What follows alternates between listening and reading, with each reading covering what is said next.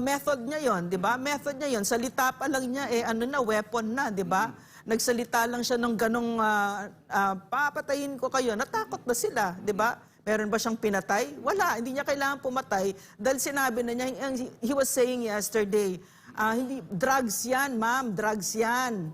Di ba? People kill for that. People will really torture and do the most heinous crimes pag drugs. Kasi hindi mo alam, hindi ka nagtrabaho, hindi ka nag-mayor. So yung mga sinasabi mo, hindi mo sasabihin sa kriminal, wag yung baril mo ha, o bukas wag ka na magdala ng baril ha, or something like that, di ba? So parang what we could see yesterday was the stark difference between a senator who has no experience on the ground and an executive who's been there for decades, all of his adult life. In fact, an excellent executive. Kasi kasama ko siya nung president siya. At ngayon, hindi ko siya iniwan. Hindi ako si Carlo Nograles, di ba? Hindi ako si mga Sina Tolentino, hindi ako ganyan. No? Mahal na mahal ko talaga si president. So, nakita ko na mas mainit ang tao sa kanya ngayon. Mas mainit at mas umiiyak at niyayakap siya. So, I'm saying this, and I hope the Marcos administration is listening. No, there is no power grab. It's yours. You already won the election. You're the president now. And President Duterte, there are no destabilization, whatever it is that you're dreaming about or imagining or conjuring. It's not true at all. Ganda kasi, pag nandun ka kasi, no, mga kababayan, ang ganda kasi, every time the president spoke, no, the atmosphere was just, it was so surreal, parang out of this world yung katahimikan. Parang everybody was listening to every word that he was saying at parang walang humihinga. Sobrang tahimik pag nagsasalita siya. And parang for me, napakaganda nung narinig na naman natin ang dating Pangulo. No? Nung narinig ko kasi na, nung sinabihan ako ng staff niya na magsi-Senate hearing si PRRD, past na ako siguro yung point na nagugulat kasi kilala ko na si PRRD, di ba? So, sige lang. And I was so excited kasi may iba na babasa ko kasi na parang they were questioning, no, na what will happen to him, they will crucify him, and yet we saw, no, we saw the heart, the uncommon valor of our former president. Opo, at ito nga nakakalungkot din dahil nga po, siya nga yung lumalaban at laban doon sa mga kriminal, sa mga drug lord, mga drug addict. Pero ngayon, binabalikan siya at parang pinapabagsak siya dahil sa ginawa niyang drug war noong kanyang administrasyon. Ano masasabi? Alam mo, Jade, Jade at Mar, mga kababayan, nung pumunta ako doon, pwede naman ako umupo anywhere, pero ang pinili ko na na posisyon ay yung nakikita ko lahat. Nakikita ko yung mga characters, si Risa Marcos, Risa Ontiveros, yan. Everybody was there, and PRRD was right in front of me at nasa kanan ako. Hindi ako sa kaliwa, ha? So anyway, why did I stay there? Because I knew this was theater. No, theater. At makikita ko, yung akala nila, no, makikita ko yung kabulukan ng administrasyon na ito, yung treachery, a man who treated them very decently, who treated the Marcoses very decently and made possible their political comeback. I was going to watch how they planned to crucify him there. No, and yet I saw with my own eyes, no, why it is that I'm still with him, his uncommon valor, his deep love for country, walang ibang ayenda. No, sinasabi niya 73 siya, hindi siya 73, 79 na siya. Mag-80 na siya sa Marso. So wala na siyang mga ambisyon na yan. At bakit ba siya nandyan? Bakit siya pumunta dyan? Diba? Pumunta siya dyan kasi, number one, ayaw na niya yung ginagawa sa PNP. Na ayaw na niya na tinatawag niyo pa sila isa-isa, pero ako naman ang ang target ninyo. Ako na pupunta dito at aakuhin ko lahat yan. Diba? So yun yung nakita ko at saka yung ayaw niyang umalis, diba? Kasi he was so serious nung nag-recess na sila. Naririnig ko yung sinasabi niya kay Senator Coco na, no, let's take this seriously because this is a big problem, this drug menace. In other words, it goes beyond politics already, 'di ba? Kasi mga anak na natin ang pinag-uusapan natin dito at ang bansa natin, no? At ang maganda doon, ma'am, may word of honor ang dating Pangulo dahil nung mga nakaraan pa, during his administration, binabanggit niya na ako bahala sa inyo, di ba, sa mga Yes. kapulisan. Hanggang Yes. ngayon ay pinanindigan pa rin ng dating Pangulo.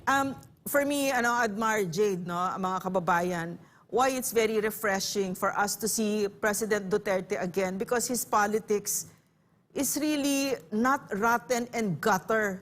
What we've been seeing for the past two years, no, of the Marcos administration, of gutter politics. PRRD comes from another time, and this is his politics: word of honor, delikadesa, courage. Talagang meron siyang walang iwanan, meron siyang gratitude, meron siyang respeto.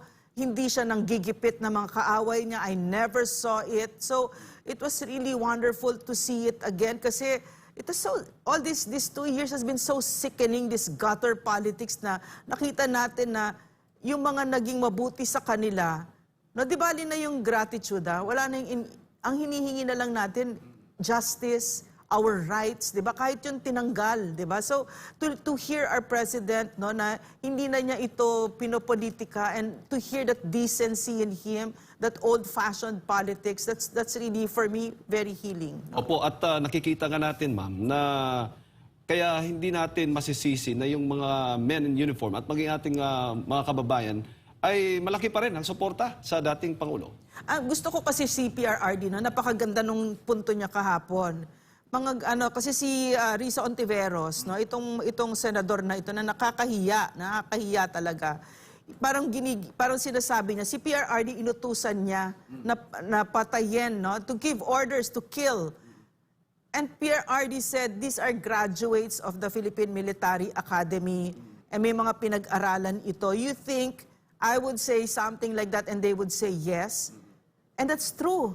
I know them because my husband's also a PMAer, so hindi mo sila pwedeng diktahan ng ganyan. So, sa madaling salita, even he said it publicly, but even privately, it's very consistent what he says, no? Yung respeto niya sa men and women in uniform. Lagi, when we are in despair, he'll say, no, don't. We have to trust them. Totoo yan sa atin. So, yun yung gusto ko. Binabalik niya yung respeto. Lalo for us na experience natin yung pambababoy na ginawa ng isang general na yan, di ba? Opo, ma'am, ito, bigyan din natin, gaano ba kahalaga yung drug war o war on drugs ng Duterte administration? You know what? Nasa PCOO ako ni PRRD, di ba? Fully 88% of the Filipino people approved the PRRD's war on drugs. And the numbers will never lie, no? We had a program about it. We were very consistent about our documenting it because nga alam, nakita na namin, agad-agad yung CPP, agad-agad 27,000 daw yung EJ case a few months after. So it was very open to lies, no, and manipulations. And of course, yung sinabi ni PRRD yesterday, di ba, na hindi ito lang problema sa bansa natin, it's a worldwide problem. Kasi nga yung drugs, bakit? It's very lucrative. Madaling magkapera dito. Continuing problem pa, sabi na. It's a continuing problem, correct. No? So, ang sinasabi niya, the sitting president is also having all of these challenges in front of him. Kasi nga, mahirap na problema ito. Therefore, wag natin ito politikahin, di ba? Yung pagkaupo pa lang niya, kung naaalala ninyo, we were all stunned. Kasi in the millions yung nag-surrender who turned themselves in, di ba? Mga users, mga ganyan, they all stopped, di ba? Millions yan, unprecedented. And personally, no, a lot of us, personal experience, kasi gaya naman ang gauge eh. Yan ang gauge, yung personal safety, di ba? Tapos nagtayo tayo ng mga facilities, di ba? And crime, in the first 6 months of PRRD, dove by 50%, di ba? O yan, at sinasabi pa nga na wala daw, bastos daw ang Pangulo, walang hiya. Mismo siya, inamin niya, kaya nga sinuportahan siya ng taong bayan dahil sa kanyang mga ganitong karakteristik na napakatotoo para labanan yung mga kriminal at ay pagtanggol protektahan yung mga ordinaryo at sibilyan. Mas nakakatakot siguro yung kabastusan na may maskara ng pagkarespeto, no, na respetado, na soft-spoken, na kunyari ay disente ka, pero yung pala isa kang ano, tsaka yung maririnig mo na from the mouth of Senator Risa Ontiveros, words like due process, 'di ba? And then I'm saying talaga mas nakakatakot yung katulad ng ganyang nagpapanggap ka na disente ka, tapos ginagamit mo yung mga salita na due process, pero sa totoo napakabastos mo na tao, na dinadala niya yung ginawa niya kay pastor, ginagawa niya sa maraming tao, she tried pastor there, no, publicly. No, parang hindi niya nakuha yung sinasabi niya na due process daw. Pero ang dami niyang sinabing kabastusan, yung pambabastos niya kay pastor, 'di ba? So, hindi man lang niya matawag na pastor. Kaya hindi ko rin siya tatawagin senator, no? Si Risa Ontiveros. So, ang ibig ko sabihin, yung sinasabi nila na bastos si PRRD, that is not true. No? Siguro may konting katotohanan, no? Meaning, what does bastos mean ba? Depending what you mean by bastos, kung gusto mo ng shallow na definition or yung malalim na definition, ako I always go for the deeper definition. And to me, he is a most decent and very respectful man. Opo, yung dapat siguro makita ng taong bayan, yung naging resulta ng kanyang ganitong karakteristik o personality, kung papaano niya nilabanan yung mga kriminal at mga drug lords dito sa ating bansa. Oh, at saka method niya yon, 'di ba? Method niya yon. Salita pa lang niya weapon na, 'di ba? Nagsalita lang siya ng ganong papatayin ko kayo. Natakot na sila, 'di ba? Meron ba siyang pinatay? Wala, hindi niya kailangan pumatay dahil sinabi na niya, he was saying yesterday, hindi drugs 'yan, ma'am, drugs 'yan. 'Di ba? People kill for that. People will really torture and do the most heinous crimes pag drugs. Kasi hindi mo alam, hindi ka nagtrabaho, hindi ka nag-mayor. So yung mga sinasabi mo, hindi mo sasabihin sa kriminal, wag yung baril mo ha, o bukas wag ka na magdala ng baril ha, or something like that, di ba? So parang what we could see yesterday was the stark difference between a senator who has no experience on the ground and an executive who's been there for decades, all of his adult life. In fact, an excellent executive. The difference was so stark, and it was just cringy to hear Hontiveros say all of these things. No, you could just see her inexperience. No. Yan. Partner Admar. Doc, magandang umaga. Yung reaction ng tao naman, no? Doon sa unang parte nung pagdinig, nabanggit ni Senador Robin Hood Padilla na isang simpleng yung plugging ni FPRRD na yung Christmas message niya. Paalala hindi doon sa mga law-abiding citizen kasi malimit nating naririnig, paalala sa publiko, mag-ingat sa mga ganito. Hindi. Doon siya sa mga kriminal at mga durugista nagbigay ng pahayag. And at the same time, during sa kanyang administration, hindi ito bago. Talagang lagi siyang nagbababala dito sa mga kriminal na ito. And kahapon, muli na naman niyang na-emphasize yung kanyang pagka-bold na talagang ang kalaban talaga niya, galit na galit siya dito sa mga kriminal at nasa likod ng illegal na droga.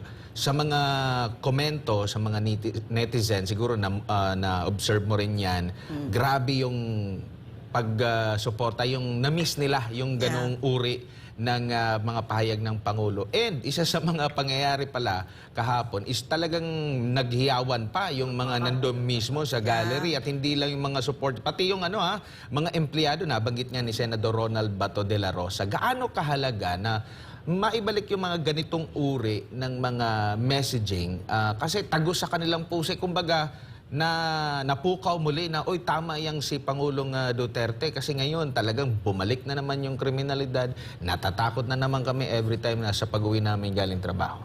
Gusto ko yung opening statement, Admar, ni PRRD. I make no apologies for my policies, di ba? And I alone will take full responsibility, di ba? So, hindi siya, even when he was campaigning, sinabi niya, pag binoto niyo ako, it will be bloody. Sabi niya gano'n. Siyempre, that's rhetoric again, di ba? Pero sinabi niya, in other words, don't take it literally kasi for me, if you're literal, medyo mahina ang utak mo, di ba?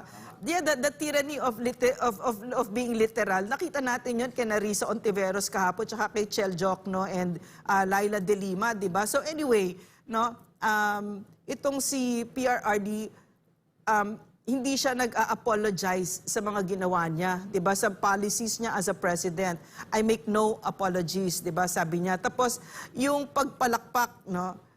That to me is a sign eh. And if the administration is listening, I hope you listen. This is what it means. They no longer feel listened to. Hindi niyo na sila naririnig. Ang dami-dami ninyong iniimbento dyan, madami mga statistics, etc., etc.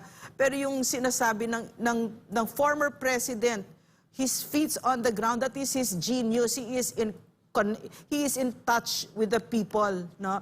Alam niya yung pulso ng tao, hindi siya yung absentee na president, 'di ba? So when he was speaking yesterday, he was really expressing our fears, our rage, our confusion about what's happening right now. No, so and yung sinabi ni Admar, yung sentimiento ng tao, how they missed it, 'di ba? Yung very steady, no, yung steady na presence and very strong presence and someone who's in control, 'di ba? You like that in a leader eh, 'di ba? And we don't have it right now. Oh, that's a sad thing. Opo. Sa inyo po, Doc, gaano po kahalaga or ano po ang dapat na maging sukatan kung ang isang lugar, isang bansa ay may peace and order? Nakikita ba ito sa datos na itatala ng mga pulis or nandun talaga yan sa sentimiento or yung mismong pahayag ng taong bayan? Mahalaga ang datos, no? Mahalaga ang datos. Pero saan nanggagaling yung datos, 'di ba? Ano yung methods na ginamit? And number two, yung credibility, no? Meron pa bang tiwala ang taong bayan, for instance, sa PNP, sa datos ng PNP? Pinagkakatiwalaan pa ba ang PNP? No, kasi naalala ko nung time ni PRRD noon, kumukuha naman kami ng datos sa PNP. No, pero at that time, the PNP was highly trusted by the Filipino people. So, mahalaga na nagtitiwala ang tao.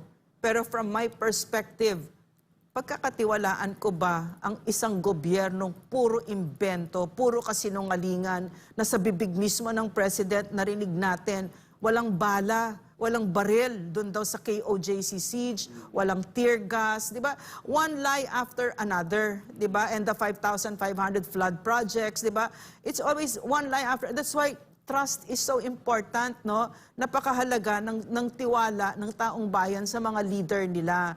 So pagka yan ay sayang kasi, no, yung political capital nawaldas talaga, winaldas talaga ng Marcos administration. They started really strongly pero pag-upo nakita natin puro politika. That's from my perspective, no? That's my opinion. At nakita natin kung paano talagang sinisira ang vice president for their political ambitions. Therefore, ang nakita natin, nandyan kayo para patagalin ang sarili ninyo sa poder, hindi para magsilbi. Therefore, why should I trust what you're saying? Diba? Yung mga datos na yan. And for me, at a point like this, mas mahalaga, mas accurate yung nararamdaman ng taong bayan, yung personal safety nila. And I'm sorry to say, it's not good. No? The news is not good. Right now, I have 3 adult kids, but I'm afraid for them. Every time they leave the house, I say, hey, okay, the times are not good right now. The crimes are up, etc., etc. And you have to be home at a certain. I don't do that. I stopped doing that. But yun ang personal experience ko that I hear from a lot of people also. And when the Marcos administration says that it's not true what PRRD is saying, parang what we're hearing you say is you're pupu, parang pinupupu mo eh, parang you're denigrating, parang you're minimizing it, parang you're ignoring, di ba? The voice of the people. In other words, you're not listening again.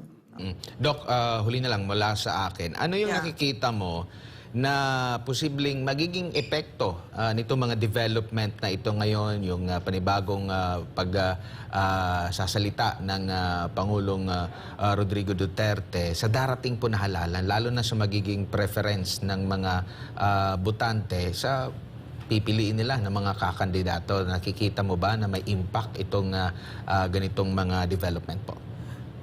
Natural.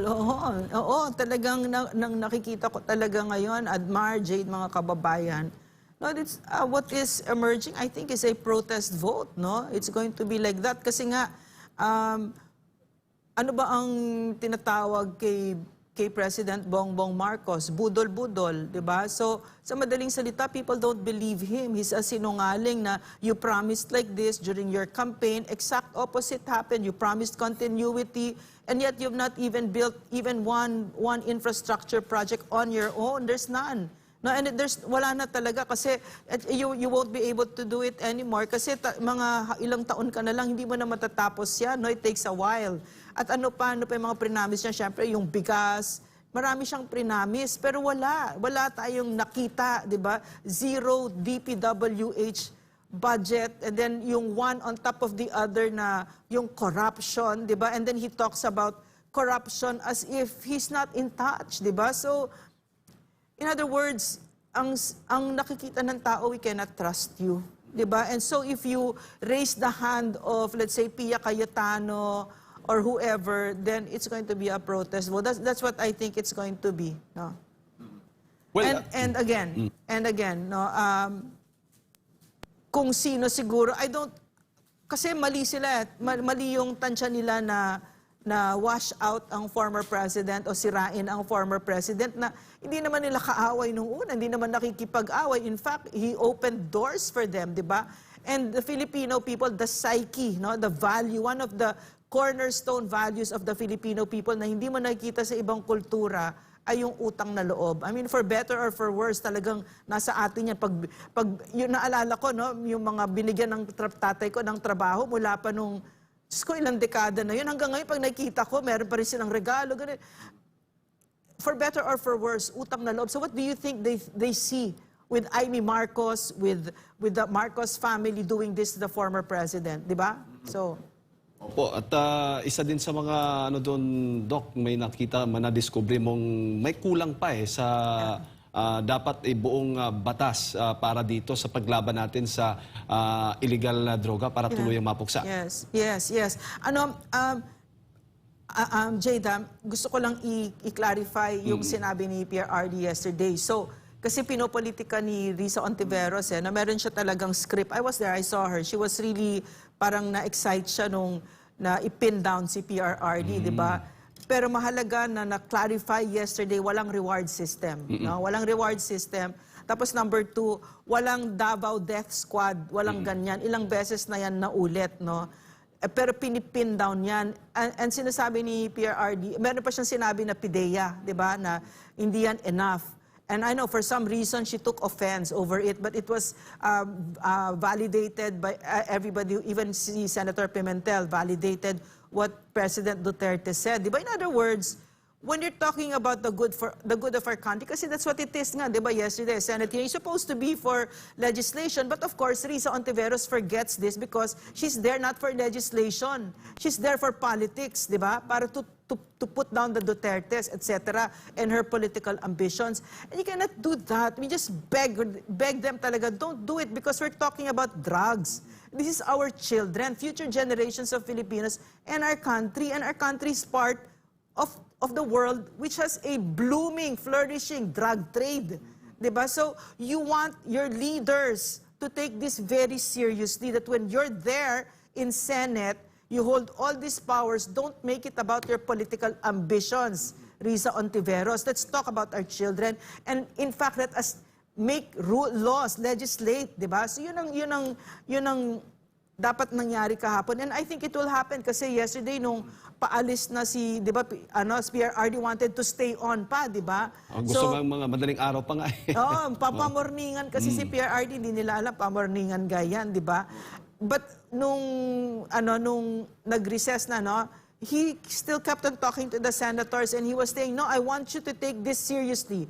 This is a very serious problem. And to the credit of Senator Pimentel, no, I really went to him and I thanked him because he accorded the former president the respect that Risa Ontiveros did not give the former president, di ba? So I had to thank him and of course Senator Joel Villanueva and all the other senators there, no, except Risa Ontiveros. So he was very adamant. Si President Duterte was saying, no, I want you to take this seriously. This problem is, and ako talaga, sabi niya, gusto ko talaga, wag na ninyong bastusin ang mga pulis. Wag ninyo, nasasaktan ako. Yun yung sinasabi niya paulit-ulit. Kunin ko yung inaako ko kung ano man niyang gusto niyong ipin sa kanila, pero wag niyo na silang habul-habulin pa. That's what he said. At saka after that, Dugtungan ko lang yung sinabi mo, Doc, kasi sinabi na rin na minsan ni Senador Hontiveros, di ba, na hanggat mayroong Duterte, banta pa rin sa kanila. Kaya siguro, in connection na rin dun sa nabanggit nyo po, and 88%. Mataas ang grado na nakuha ng dating Pangulo bago siya or nung pagbaba pa niya, which is unusual siya kasi sa mga nakalipas na mga administrasyon, unang parte ng pamumuno mo, mataas pa yung rating mo. Pagbaba mo, kasabay din ng pagbaba ng rating mo. Pero si Pangulo, mas mataas pang nakuha kumpara doon sa pag-upo niya. So ibig sabihin, satisfied ang taong bayan sa the way sa kanyang pamumuno, especially isa sa kanya talaga mga isinulong mula kampanya hanggang sa naging presidente siya, yung war on drugs. At yung kasi kasama ko siya, no, na I see him on a regular basis, monthly binibisita ko siya or magkasama kami. Ang nakikita ko, no, nakakaiba dito sa president, apart from what you just mentioned, mula pag-upo hanggang bumaba, hanggang umalis, ang taas-taas ng trust ratings niya. And this is unheard of in the whole known democratic world. Pati siya pagka-senador, ha? Yes, nandun pa rin number yung, one pa din siya, yung latest na publicos, di ba? So, pero I'll tell you a phenomenon that I'm observing right now. Kasi kasama ko siya nung president siya. At ngayon, no, hindi ko siya iniwan. Hindi ako si Carlo Nograles, di ba? Hindi ako si mga Sina Tolentino, hindi ako ganyan. No? Mahal na mahal ko talaga si president. So, nakita ko na mas mainit ang tao sa kanya ngayon. Mas mainit at mas umiiyak at niyayakap siya. So, I'm saying this, and I hope the Marcos administration is listening. No, there is no power grab. It's yours. You already won the election. You're the president now. And President Duterte, there are no destabilization, whatever it is that you're dreaming about or imagining or conjuring. It's not true at all. Because it's simple, no? It's simple. If you succeed, then our country succeeds. Therefore, we want you to succeed. So listen to this. The people are really miss the leadership, that strong leadership, that compassionate leadership of President Duterte. Please listen. Nagsasalita kasi si dating Pangulong Rodrigo Duterte, Doc, dahil based on his experience as a prosecutor, as a mayor, marami siyang karanasan. Kumpara doon sa sinasabi ni Senator Risa Hontiveros, Doc, di ba, pagdating dito sa mga paglaban sa illegal na droga, para magkaiba yung talaga, layo. Very, very painful nga pakinggan si Risa Ontiveros kahapon kasi nakita mo very stark yung ignorance niya, di ba?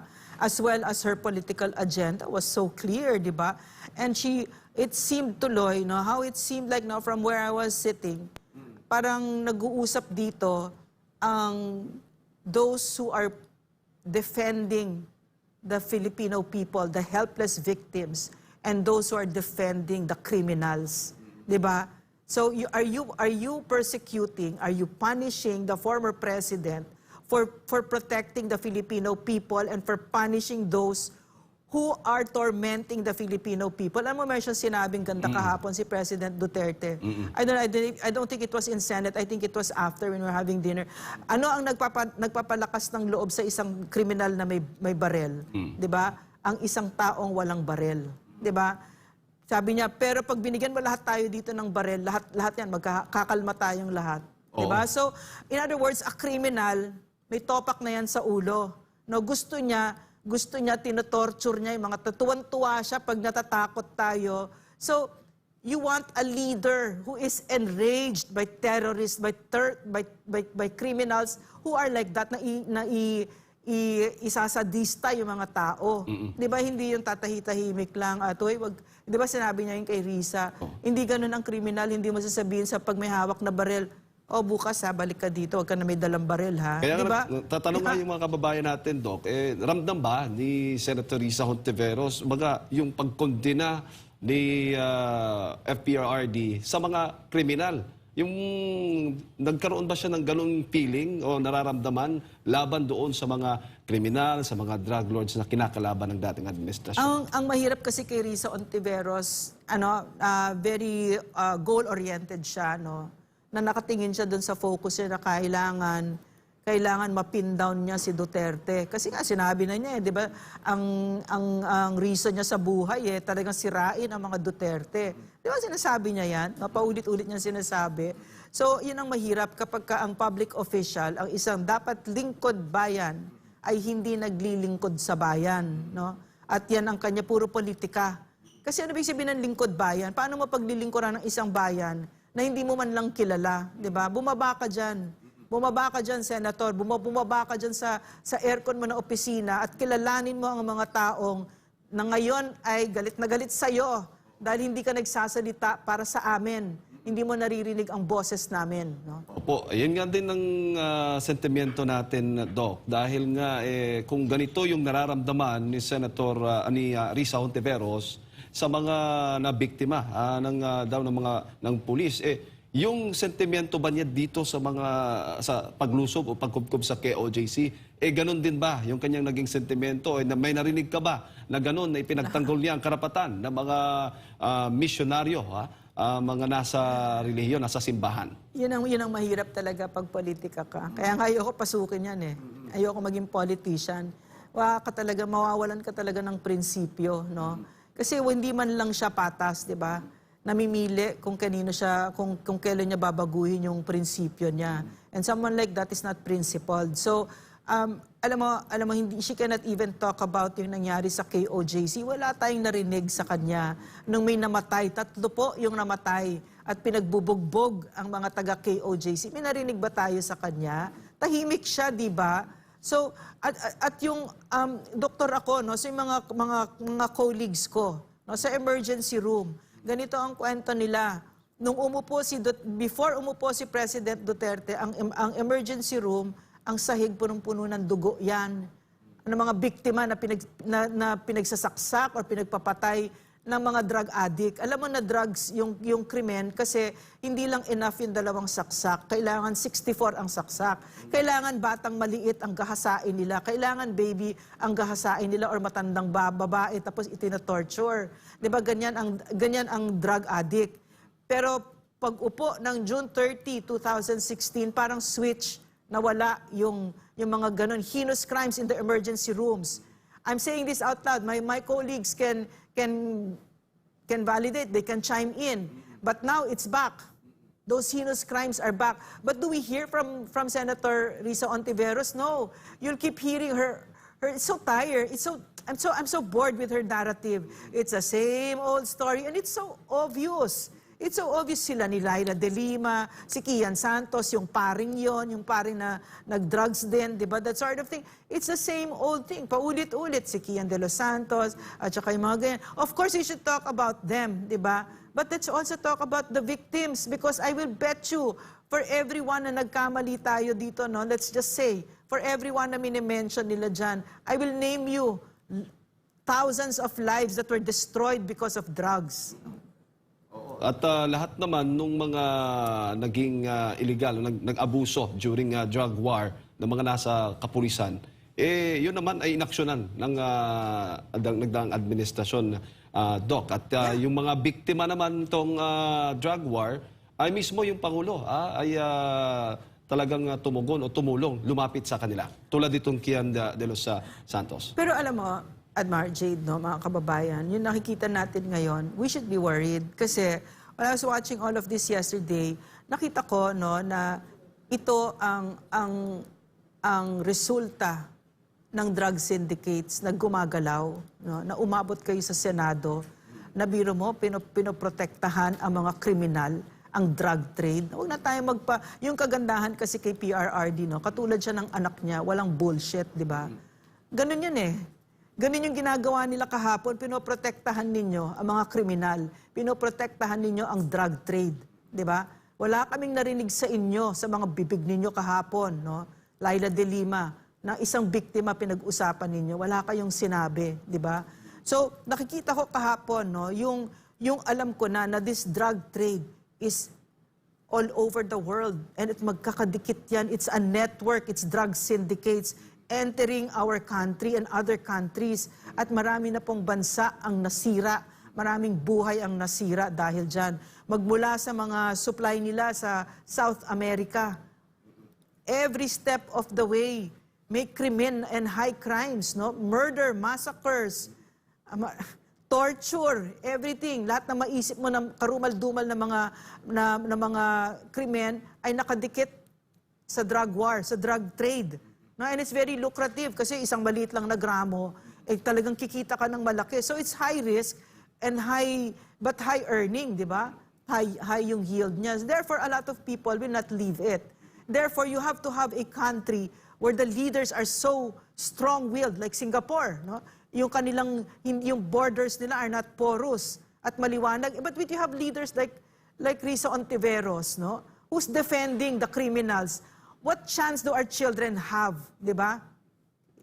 Totoo yan, Doc. Bago lang tayo tapos, Doc, basahin ko lang ilan sa mga komento ng ating mga kababayan. Sabi dito, dahil may pinapapulso natin kung naniniwala ba sila na magandang naidulot ng drug war ng Duterte administration. Sabi dito ni Scorpion, yes, malaking naitulong talaga ang war on drugs sa bansa ng Pilipinas. Naging maayos, tahimik at walang kinatatakutan. Kahit gabi ka, maglakad. Salamat, FPRRD. You're the best president, Tay Digong, sabi niya. In general, sabi naman ni Doza, naging makapangyarihan ang mga law-abiding citizen at natakot ang mga law violators, sabi niya. Sabi naman ni Rudy, sa loob ng 6 na taon ni Pangulong Duterte, doon ko lang naramdaman ang kasayahan at kawalan ng pangamba na kahit umuwi ka ng 10 oras ng gabi, ay panatag at safe ka. I miss you, our best President Duterte. And dito naman sa pinapulsuhan natin, same din yung tanong, Doc, kung naniniwala ba silang maganda ang naidulot sa war on drugs ng dating administrasyon. Merong 1,183 bumoto rito. Yes or no lang ang kanilang pipiliin, or maganda ang naidulot o hindi maganda ang naidulot. At sa 1,100 mahigit, 99% ang nagsabi na hindi maganda ang naidulot ng war on drugs. 1% naman ang hindi maganda ang naidulot. Siguro Senator Risa. So, yan mismo, Doc, yung ating mga kababayan, sila mismo, sabi nga ni FPRD, kung meron dang mag-judge sa kanyang drug war ay ang taong bayan.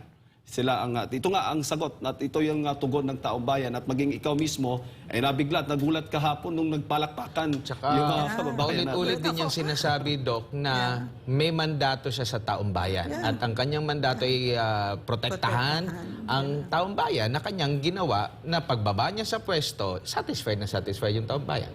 At saka yung kahit na nung president pa lang siya, sinabi niya na yun alam niya kung ano yung mangyayari dito. Ako ang hahabulin dito. Pamilya ko ang hahabulin dito. Sino ba magbe-benefit dito sa war on drugs? Ako ba? Hindi, hahabulin ako, di ba? Ang magbe-benefit dito kayo, mga anak ninyo. Di ba? Therefore, itong nangyayari ngayon, expected niya yan. But I'm sad because I didn't think that we were going to be that kind of a country where ganito ang isusukli natin sa isang pangulo, isang tunay na pangulo na nagmahal sa atin at isinugal ang kanyang buhay. You know, I didn't think that we were like that. I mean, maybe we're not, no? Maybe we're not kasi overwhelming, na nagmapasalamat. It's just Risa Ontiveros and this political, puro kayo politika, no? Mag-isip naman kayo para sa bayan. Puro kayo politika. Ayan. Siguro, Doc, muli, huling mensahe po ninyo sa ating mga kababayang nanonood po sa mga oras na ito. Unang-una, magpapasalamat ako sa inyo, unang-una sa lahat, sa pagmamahal at tiwala nyo kay President Duterte. Ako, ibinigay ko buhay ko talaga sa kanya kasi nakita ko sa kanya na talagang she's the real deal. Minsan lang tayo magkakaroon ng Rodrigo Duterte sa isang bansa, no? At ako'y nagpapasalamat ay marami sa inyo, gayon din ang tingin ninyo. Kasi diyan lang naman, I was gonna say, diyan siya kumukuha ng lakas. Hindi rin totoo yun kasi meron siyang inner core ng lakas niya at hindi niya kailangan talaga ng kahit na sino. Pero malaking bagay para sa akin ang makita na nandyan kayo kasi nakikita natin ngayon, sinusubukan siyang lapain nitong mga kalaban niya sa politika na hindi naman niya kalaban. No? Dahil tapos na siya di ba? Pero nandyan kayo at kayo ang lakas at puwersa ng bayan. At yung ipinaglalaban nyo ang lumaban para sa inyo at dinidepensahan ninyo ang nagdedepensa sa inyo. So maraming salamat. Magtulungan tayo kasi there are some things that should be beyond politics and always that will be our children. So maraming salamat mga kababayan ko. Mula kay President Duterte, in his behalf, I'm telling you, thank you at mahal na mahal niya kayo.